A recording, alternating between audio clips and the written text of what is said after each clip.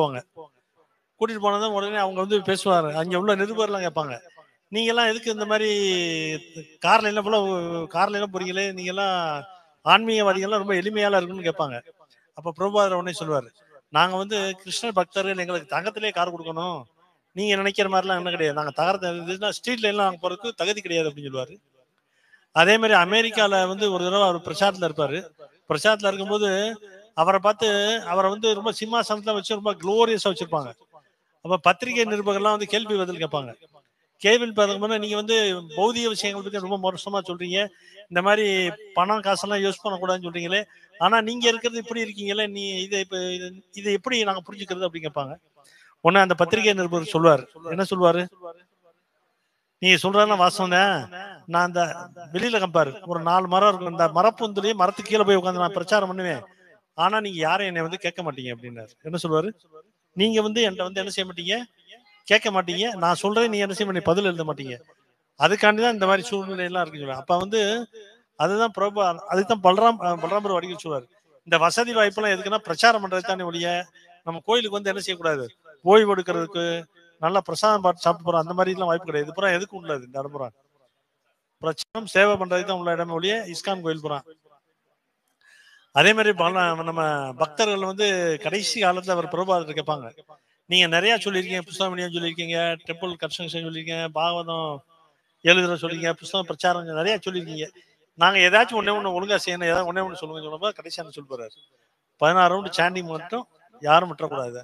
மறுபடியும் என்ன செய்யணும், 16 ரவுண்டு சாண்டிங்ன்றது மறுபடியும் வந்து ஒரு அட்சய பாத்திரத்துல இருந்து எல்லாமே வர்ற மாதிரி நம்மளுக்கு எல்லா விதமான வேத அறிவையும் என்ன சொல்ல கொடுக்குறாரு.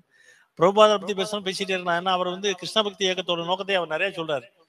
அவர் ஒவ்வொரு வகுப்புலயும் அவர் சொல்ற கேட்டோம்னா ரொம்ப ஆச்சரியமா இருக்கும். நம்மளே கூட அது மாதிரிலாம் கற்பனை பண்ணலாம் பேச முடியாது. மனித பிறவியில வந்து 3 விதமான நிலை அடையாளம் சொல்றாரு. மனித பிறவியில என்ன செய்யலாம், 3 பிறவி அடையாளம் சொல்றாரு. குறைஞ்சபட்சம் நீங்க வந்து மனித பிறவிக்கு உள்ள பயிற்சி பண்ணலாம் சொல்றாரு. அப்படி இல்லைன்னா நாய் பூனை மிருகங்கள் ஆகிறதுக்கு இந்த பிறவில நீங்க யூஸ் பண்ணிக்கலாம். அப்படி இல்லைன்னா சச்சித் ஆனந்த விக்கிரகம் அந்த உருவத்துக்கும் போகலாம் அப்படின்னு அந்த மனித பிறவி பத்தி சொல்றாரு. அதே மாதிரி இந்த கிருஷ்ண பக்தியோட நோக்கத்தையும் என்ன சொல்றாருன்னா, இந்த பிறவி பெருங்கடல் உங்களை வந்து விடுவிக்கிறேன் அப்படின்னு சொல்றாரு. நீங்க துன்பம் இல்லாத வாழ்க்கை வாழணும்னு சொல்றாரு, நிறைய சொல்றாரு. ஆனா யாருமே நம்ம என்ன செய்யறது கிடையாது. அவர் சொல்றத வந்து கேட்கிறோம், பேசுறோம், அது இன்னும் என்ன செய்யறது கிடையாது, நம்ம சிந்தனையில கொண்டு வர்றது. ஏன்னா இந்த அடிக்கடி நம்ம குரு பூஜையில போடுவோம்ல, குருமுக பத்மா வாக்கியா சித்ததை கொரியா ஐக்கியான்னு சொல்லி சொல்லுவாங்க. அந்த நிலைக்கு வர்றதுக்கு தான் பிரபா இவ்வளவு பெரிய வாய்ப்பு கொடுத்திருக்காரு. அதை நோக்கி என்ன செய்யணும், நம்ம முயற்சி பண்ணணும். அதாவது அட்லீஸ்ட் நம்ம போகலைன்னா கூட அந்த இலக்கை நோக்கி நம்ம என்ன செய்யணும், பயணம் பண்றதுக்கு நம்ம பிரச்சாரம் பண்ணிட்டே இருக்கணும், முயற்சி பண்ணணும். அந்த அந்த இலக்கை நோக்கி நம்ம வந்து முயற்சி பண்ணணும். முயற்சி பண்ணாதான் என்ன ஆயிரும், நம்மளோட வாழ்க்கையை வெற்றி. ஏன்னா பிரபுபாதர் சொன்னது வந்து, அவர் செஞ்சு கொடுத்தது வந்து, அவர் ஒரே ஒரு ஆள் தான் வந்து உண்மையான ஆர்மியா தான் செஞ்சார். ஏன்னா அவர் சேர்ப்பும் போது வந்து அவர் இப்போ கூட ஒரு வகுப்புல வந்து அவரோட குளோரிபிகேஷன் கேட்டேன்.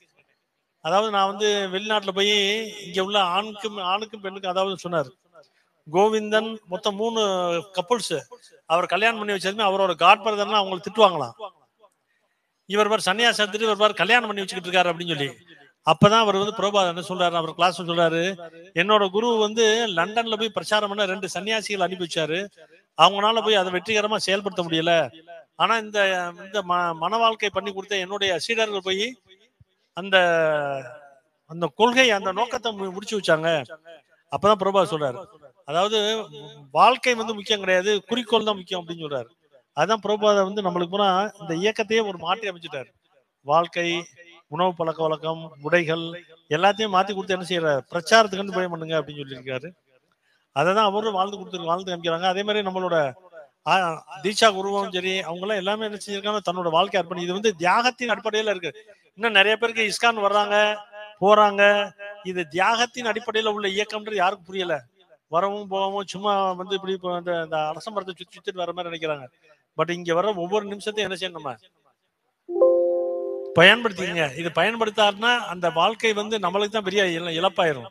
அது அடிக்கடி மறுபடியும் சொல்றேன், யாருமே என்ன செய்யறது கிடையாது. இது பொறுப்படுத்தி செய்யறாங்க ஒரு சில பேர் சும்மா அப்படி வர வேண்டியது, சும்மா போக வேண்டியது, இப்படி எல்லாம் இருக்கும். ஏன்னா இஸ்கான்னா என்ன அர்த்தம்னு யாருக்காச்சும் தெரியுமா? அதுதான் தெரியும், அகில உலக கிருஷ்ண பக்தி இயக்கம் தான் தெரியும். இது தியாகத்தோட ஒரு பெரிய ஒரு உருவம். ஏன்னா இதுல நிறைய பேர் அவங்களோட வாழ்க்கை நேரம் காலத்தெல்லாம் வந்து கொடுக்குறாங்க. இதை போய் என்ன செய்யக்கூடாது, நம்ம வேஸ்ட் பண்ணக்கூடாது. அப்படி செஞ்சோம்னா அவங்களுக்கு நம்ம கடன்பட்டவங்களாயிரும். அவங்களுக்கு உறுதுணையா இருக்கணும். அதுதான் மறுபடியும் சொல்றேன். நம்ம வர்றது போறதே என்ன செய்யணும், அடிக்க 4 இது சொல்லுவார் பிரபு. எங்களுக்கு சொல்லுவார், ஆரம்பத்தை சொன்னா எங்களுக்கு ஒண்ணுமே புரியல. பிராணா அர்த்தா தியா வாச்சா. அதாவது நம்ம வந்து ஒண்ணு பொருளால் செயல் பண்ணணும், உடலால் செயல்படணும், அப்புறம் என்ன அறிவால் செயல்படணும், பேச்சால் செயல்படணும். ஏதாச்சும் ஒரு வகையில செயல்படுத்தி தான் இந்த இயக்கத்தை கொண்டு போறோம். இந்த இயக்கத்தை கொண்டு போறதுனா தான் நம்மளுடைய அடுத்த தலைமுறைகளுக்கு நல்ல ஒரு செயல் செய்யறதா அர்த்தம் முதல் தெரிஞ்சுக்க. ஏன்னா மக்கள் பூரா இந்த கலியுகத்தோட தாக்கத்தை பார்த்தீங்கன்னா ரொம்ப மோசமான நிலையில தான் இருக்கு. அது வந்து பிரபுபாதரோட கருணையினாலையும் அவருடைய வழிவந்த பக்தரோட கருணையினாலையும் என்ன இருக்கு, இந்த இவ்வளவு பெரிய இயக்கத்தை உண்டாக்கி கொடுத்துருக்காங்க. அது போக பிரபுபாதா இயக்கத்துல வர சேவை அப்புறம் நிறைய பேர் வந்து என்ன செய்யறாங்கன்னா, நிறைய பார்த்திருக்கேன், புத்திசாலித்தனமா ஒதுக்கி விட்டு இங்கிட்டு அங்கிட்டு போறது, அங்கிட்டு இங்கிட்டு போயிருது, இல்ல இன்னொரு வேலை இருக்குன்னு சொல்லி போறாங்க நினைக்கிறாங்க. அவங்க பூரா சேர்றது பூரா தங்களை தூய்மைப்படுத்தக்கூடிய வழியை வந்து விட்டுட்டு போறாங்க. தயவு செய்து நல்லா புரிஞ்சுக்கணும். சேவையில இருந்து ஒதுங்கிக்கிறாங்கன்னு வச்சுக்கங்களேன், என்ன அர்த்தம், நம்மளை பியூரிபிகேஷன் பண்ற வேலையில இருந்து நம்ம என்ன செய்யறோம், ஒதுங்கிக்கிறோம். நிறைய பேரை பார்த்துக்கிட்டு தான் இருக்கேன். பிரபு ஏதாவது சொல்வாருன்னு சொல்லி உடனே இங்கிட்டு இருந்து அங்கிட்டு போறது, முன்னாடி இருந்தா பின்னாடி போறது, பின்னாடி இருந்தா முன்னாடி, இப்படி எல்லாம் ஓடிட்டு இருக்காங்க வைங்களேன். இதெல்லாம் என்னன்றதே இன்னும் மக்களுக்கு புரியாம இருக்கு. அதான் சொல்றேன், இஸ்கானுக்குள்ள வர்றோம், சும்மா போறோம், இந்த மாதிரி இருக்கிறது இது ஒரு நிலை, ஆரம்ப நிலை. ஏன்னா பிரபுபாதார் வந்து அவரோட வாழ்க்கை சரித்திரத்துல பார்த்தோம்னா, ஆரம்பத்துல அவர் வந்து முத இந்த பிரபஞ்சத்திலேயும் சரி ஆச்சாரியர்களே தன்னோட சிஷியர்களுக்கு சமையல் பண்ணி போட்டு அந்த பாத்திரத்தை எச்சி தட்டெல்லாம் விலைக்கு போட்ட ஒரே ஆச்சாரியார் இவர் தான். மற்றவங்க பூரா சில பிரபுபாதா, மற்றவங்க பூரா சேவை தான் வாங்கியிருக்காங்க. ஏன்னா அவர் அந்த மாதிரி வாழ்ந்து காமிச்சதுனால என்ன ஆயிட்டாங்க, எல்லாரும் மாறி இருக்காங்க.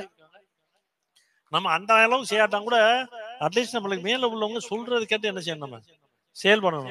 செயல்பட்டாதான் நம்மள என்ன செய்யணும், நம்மளோட வாழ்க்கையில இதயத்துல நம்ம குடும்பத்துல உறுப்பினர்கள் எல்லாம் மாறுவாங்க.